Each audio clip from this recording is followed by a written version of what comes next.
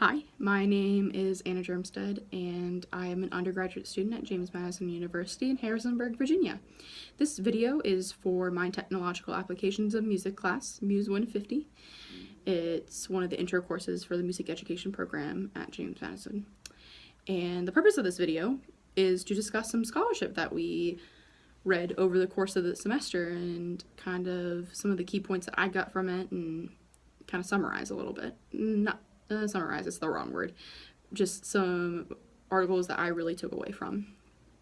So to get started, some of the key points that I got from some of these articles came from a Hamill and Horrigan article. Well, it wasn't really an article, I guess I should say. It was from a chapter out of their book with teaching music to students with special needs. One of the main things they touched on was public education and how it functions within a democracy. And they really went into depth with that, but the main answer to that question was simply by offering equal opportunity to all the students. One student shouldn't get an opportunity over another student in that regard. Everybody needs to be offered the same thing. Another thing was they talked about categorizing disabilities versus labeling disabilities and having a label-free approach. And that really stuck with me and really hit me. One of the authors came to class and had a really lovely discussion in regards to that. And I really appreciated and enjoyed the fact how not to stick these kids into boxes. And by categorizing the disabilities, you're not categorizing the student. And that was really something important to me.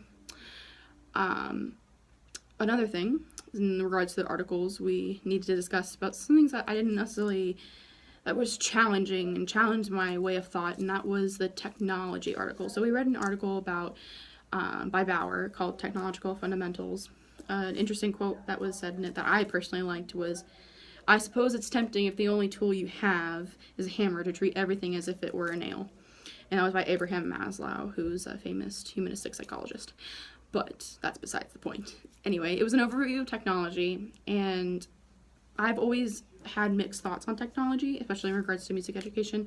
I think it can be used as a crutch a lot of times and can impede a lot of creative thought, but yet again, you have the flip side of the coin and it can do a lot. So this was something that really challenged me in thinking about those things.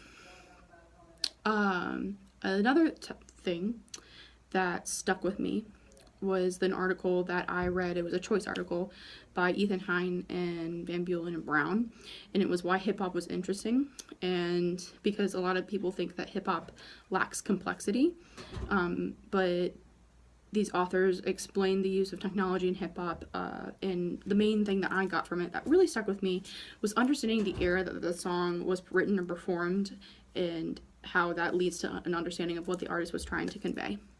Finally, how I will make use of these ideas that I've learned in these articles in regards to my musicianship scholarship and educational leadership.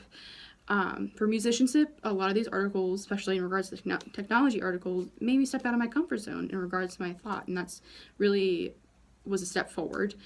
In regards to scholarship, this was a really big step in building my scholarly knowledge. And in regards to educational leadership, the Hamill article really empowered me to understand the abilities of all students and people of all walks of life. And I think that can really help me become an educational leader. Thank you so much, and I appreciate you listening.